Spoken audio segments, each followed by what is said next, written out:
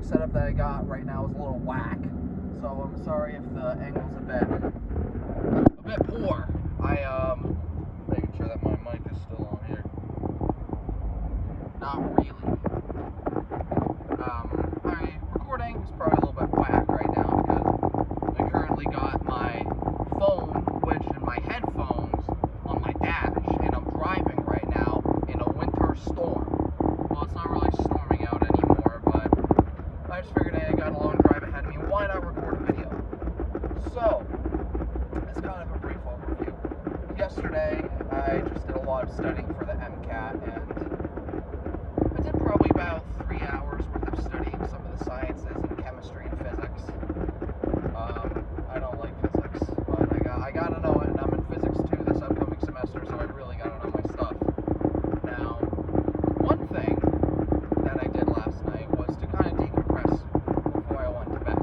Was I watched this show on Netflix, and I've been watching it for a little while, and I really enjoy it. It's called Vinland Saga. And the main